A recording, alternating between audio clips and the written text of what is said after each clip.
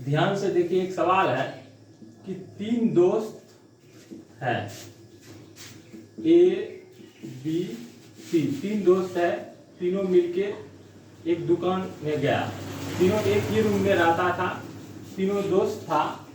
जब दुकान में गया तो दुकानदार जो है वो नहीं था दुकान में स्टाफ था। ध्यान से सुनिए। तो तीनों दोस्त गया, कुछ खरीदना था। तीनों दोस्त को एक घड़ी खरीदना था। तो घड़ी खरीदना था तो दुकानदार के पास गया, बोला कि भाई साहब घड़ी दिखाइए।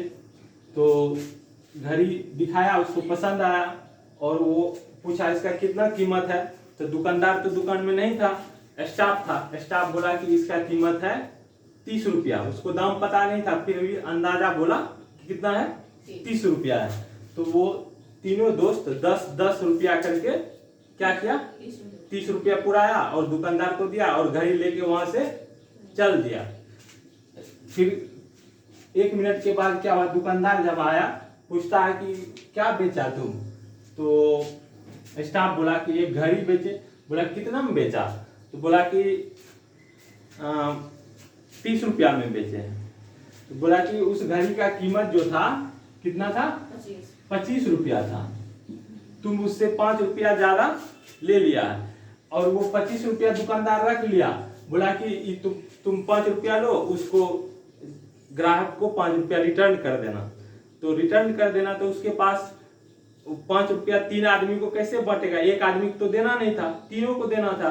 तो वो जो स्टाफ था वो क्या किया, पहला को 1 रुपया दिया, दूसरा को भी 1 रुपया दिया, तीसरा को भी 1 रुपया दिया। तो उसके पास 2 रुपया क्या हुआ, बच गया।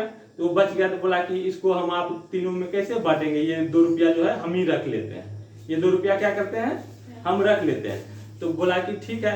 तो अब आप लोग बताइए कि वो लोग पहले 10-10 रुपया दिया था, उसको फिर 1-1 रुपया घुमा के दे दिया गया। तो उन लोग का कितना खर्चा हुआ, एक आदमी का 9 रुपया, फिर दूसरा आदमी का 9 रुपया, तीसरा आदमी का 9 रुपया। तो तीनों मिला के कितना खर्चा हुआ, 9-7 और 2 रुपया दुकान का जो स्टाफ था वो रख लिया। तो 27-2 कितना हो गया, 29 हुआ।